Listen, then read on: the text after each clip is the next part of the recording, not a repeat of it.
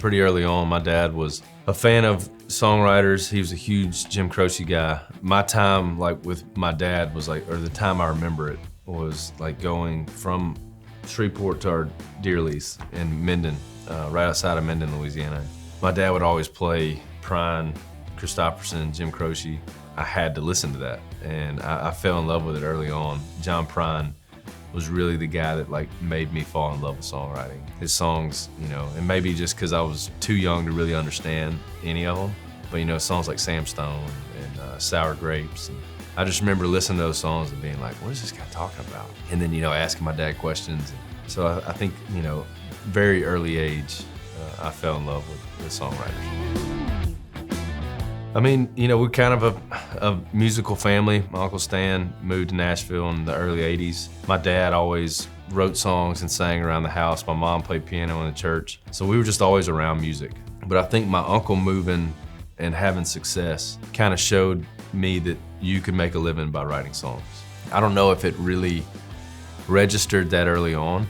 I think it was just I thought my uncle had a really cool job. And that's great for him, but I'm gonna go to college and do everything and get the normal job and, kind of go on with the 9 to 5. But it really wasn't until graduating from school and truly being okay, I have to go get a job, that I was you know what, at the time I was single, I still loved music. I was if I'm ever gonna go to Nashville and give it a shot, and try to be like Uncle Stan, I probably need to do it now. So I think just being around it and then, kind of being hit with the real world, hey, you got to do this job for the rest of your life, so you better love it, was when I decided to move to Nashville and chase writing songs. He had two songs with Tracy Lawrence, Today's Lonely Fool and Better Man, Better Off, that were big hits for him. Still to this day, one of my favorite songs is a song that nobody cut, a song of his called Will. Kind of a story about this woman and her son have a flat tire on the side of the road. This guy named Will stops and helps him change the flat, ends up getting married, raising the kid. Beautiful song. But I say that because I think as early as I can remember, my Uncle Stan coming back to Shreveport and playing guitar. And he would play songs that he had written. And I think I didn't realize it at the time, but I was exposed to how to truly craft a great song.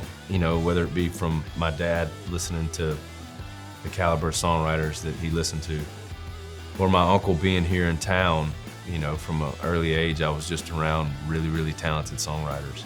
So I don't think I realized how much that was kind of helping me become a better songwriter. Yeah, that was a huge influence on me. I think I was realizing how hard it was to truly write a great song. He had those two songs and we'd sit around and either listen to the radio or in the truck we'd always have 93.7. It was the station in Shreveport, Kiss Country, because we wanted to hear Uncle Stan's songs.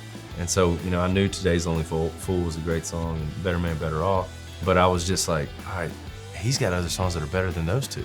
And nobody's recorded those. To me, it was just a crash course in how hard it is to, write a song that resonates with people enough to where, him being a songwriter, that artists want to cut it.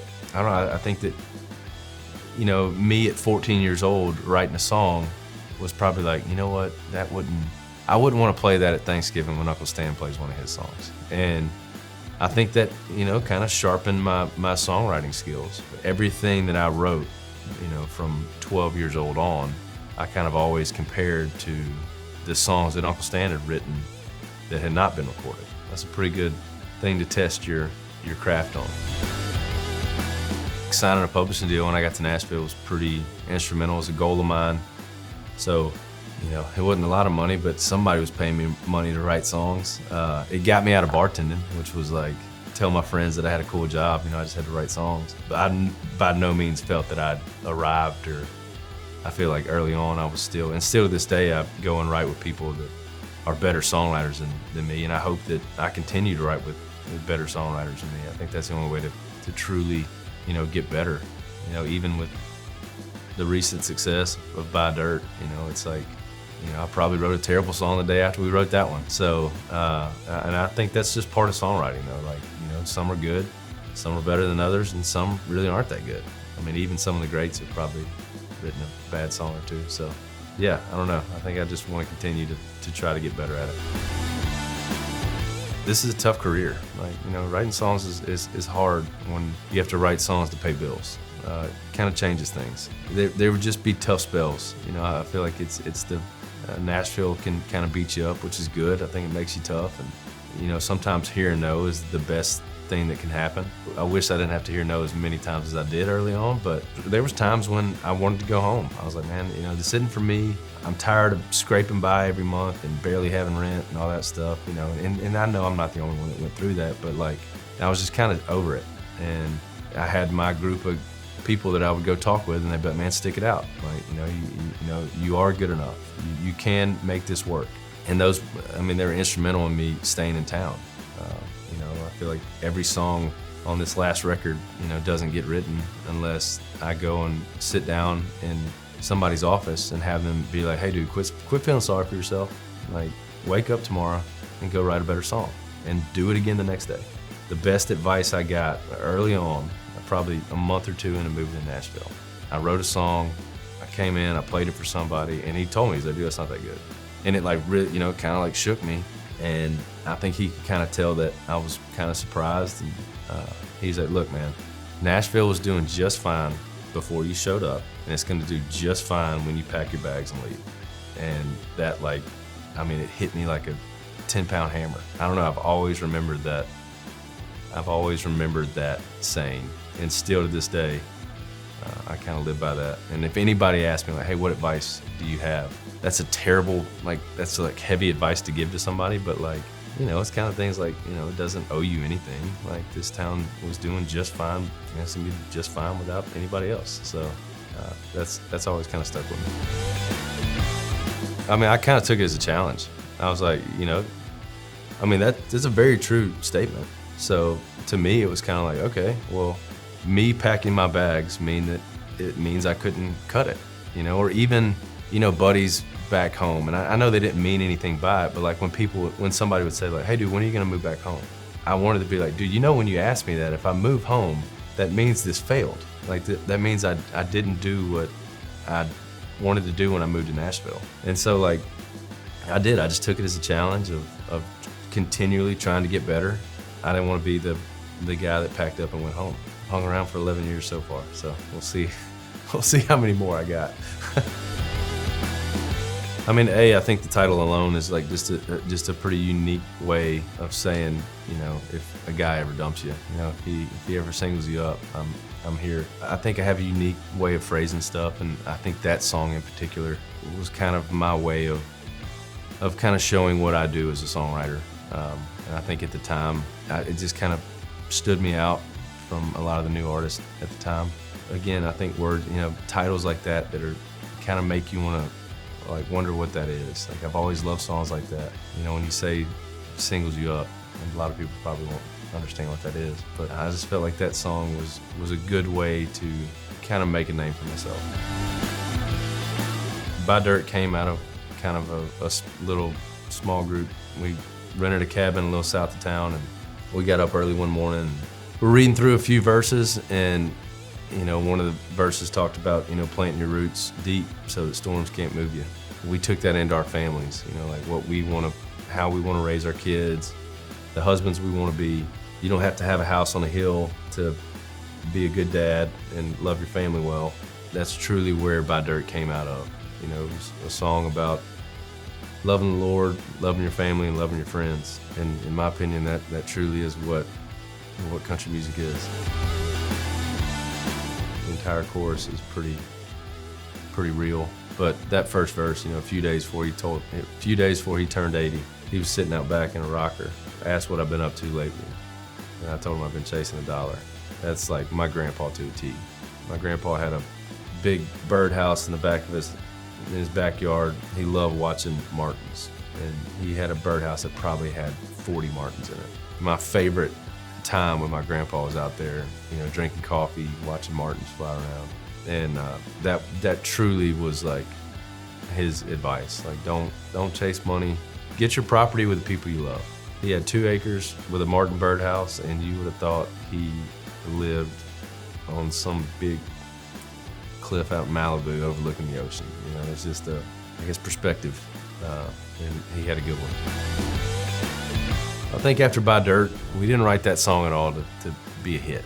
And I wrote that with Jacob, Josh, and Matt. And I write with those guys a lot. And we were proud we wrote that song, but we didn't think it would do anything past just us being really proud of it. And I'm being dead honest. Like, I think it showed me that just truly writing from a really honest place, kind of as cliche as it is, writing from your heart, that can impact people a lot more than some cool rhymes, a cool melody, and a catchy chorus. That one has definitely changed the way I want to write songs going forward. I think that, like, you know, kind of going back to what some of our recent releases, with Buy Dirt, part of it, I think I'm just seeing a change in not just my life and my, you know, the way I view music. I didn't want to make the same thing I'd done. You know, I didn't want to go make another project that I had already done. And I think it is easy to go in and write some songs and record some songs that are probably gonna work, if that makes any sense. It's real hard to get kind of vulnerable and be real about me, about some things that I've gone through and some things that I'm working on. I honestly kind of put it to Buy Dirt and opening this new lane of being able to connect with a fan, and not just be somebody that writes catchy songs, but be somebody that I hope people can listen to my music and get something out of it the way that I did when I'd listen to a Christopherson song or a Prine song. By no means am I putting myself in that caliber of a songwriter, but I can at least try to impact people with my music the same way that I was impacted by their music. I was trying to write this song called When the Money Runs Out, and it really just, every time I finished it, it seemed like a jerk. It didn't feel real. It didn't feel honest. I just couldn't nail it. I didn't know how to go about, like, writing about that topic. I think probably because it kind of scared me, because you kind of got to look at your view on finances, and probably uncovered some things that I wasn't super happy about. So it's easier when somebody else, you know, writes exactly what you're trying to say. And so the first time I heard it, I was like, yep, that's exactly what I've been trying to write. I think they just did it beautifully, and you know, it's 4 great songwriters on that one. They wrote the song that I've been trying to write for 3 years. Well, she was actually talking to somebody else, and I overheard it, and I don't know, that kind of, like, it just sat weird with me in the sense that, like, I don't know, like, maybe, you know, she kind of had to walk on eggshells around me sometimes, and I didn't like that. So when I asked her about it, I was like, you know, what do you mean by that? She was like, I don't know, you know, sometimes, like, just out of nowhere, you kind of, like, blow up. I don't know, it kind of kept me up that night, and I was like, well, I should probably fix that, like, or at least work on not being so, you know, add some burn to it. And I think that's when I just kind of got it in my head, like, luckily I was writing with the perfect team to write that song, and somebody that I could truly be honest with, and I kind of came in and told them, like, that story. I was like, guys, I think I've got a temper. Which was so funny, because when I said that even to Paul, he was kind of like, oh man, I don't really see that. I feel like you're a pretty laid back guy. But, you know, unfortunately, some of the people we love the most are the ones that get the short end of that. But yeah, I just kind of wanted to be real, and, you know, I got a temper, it sucks, I'm working on it.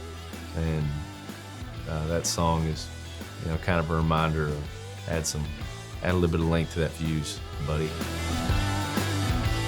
I think the choruses of that are kind of what I kind of want to live by.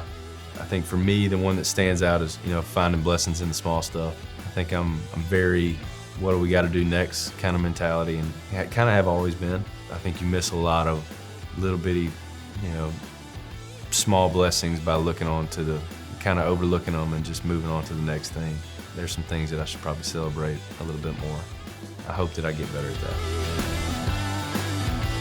I think I was 17 or 18, and I remember at the time kind of thinking, like, well, I'm going off to college, you know, and so it's like, I'm kind of out of it. I'm missing, you know, dodging the bullet on this one. You know, not thinking about my sister and what she was gonna have to go through, which, you know, I still kick myself on. I don't think it was until I had kids that, you know, holidays are a little different. You know, it's not just have the parents come up and everybody be under the same roof, and I think that's when it kind of hit me, where I was like, man, I didn't want to drag anybody under the mud on this song. Like, you know, divorce happens, I get it. Like, I'm not saying that, you know, I'm not knocking, I mean, my parents did it, my wife's parents did it, like, it happens. I think for me, it's a song really I wrote to myself about how I need to approach my marriage so that my kids aren't in the spot that I'm in now. And, you know, so that's really what that song, it's almost like a kind of a cautionary tale of always keeping my marriage first so that my kids don't have to deal with anything because of something I screwed up. That's kind of where Bluebird Days came from. I mean, I hope I did. You know, I know I was kind of nervous to play your parents that, because I love both my parents and they're happy, and like I said, like, it happens. Like, I get it, you know, but it's my song. This is how it affected me. I guess time will tell if I walk that line good or not. They still answer whenever I call, so I got that going for me. I think it's probably pretty tough, scratching an old wound, if you will, but I don't know why I felt like I needed to put this song on there or why I needed to write about it. You know, I've had some buddies that got married and they're going through it. It's kind of like, man, I wish we could fix this. You know, I wish that we could cut down on the number of divorces that are happening. But, you know, it's just a different ballgame when you get kids involved. So we'll see if I'm an idiot or not for putting that song on there. Fishing Spot was a song that I thought was gonna be like really tough. I miss my grandpa all the time. I miss him a lot whenever I'm fishing, but he would love that song.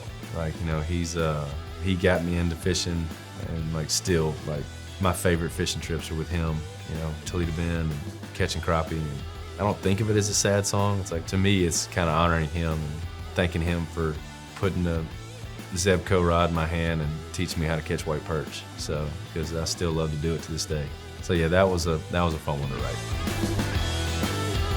I mean, they were both just rock solid men, strong face, love their families, love their wives, you know, and it's like weird to say that, you know, you don't see that as a kid. You don't notice that grandpa loves his wife well, because it's just like, oh, grandpa loves grandma, like, we get it. But I think as, you know, time passes and you kind of can grow up and look back on things, you know, you can kind of see that, oh, he's a great husband. I kind of want to be that. I do, maybe too much so. Yeah, after playing these songs a couple times, I've kind of been like, man, maybe I should have went back to one of those upbeat, fun-sounding songs. But no, I do. You know, you never know how many times you can get to release music. You know, I never thought I would ever release my first album. So here we are now with 2 EPs in between, releasing my second album, and you never know how many you get to put out. So I'm very, very, very proud of Bluebird Days, and I definitely think that, I know I was honest.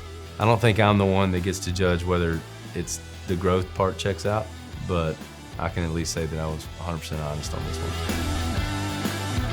I hope they get that this is a happy record for me. I'm in a great spot, and I'm in the Bluebird Days of a dream job.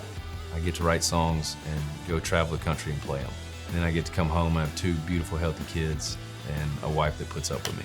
Like, it's pretty ideal. That's truly where this record came from. And I hope that people can see that there is happiness in there. And even in some of the sadder songs, like, you know, those sad songs help get me to where I'm at now and help realize that I need to enjoy where I'm at. And then the honesty of the fears that I have going forward, like Short Fuse, Money Isn't Real, songs like that are kind of work in progresses that I'm gonna continue to work on.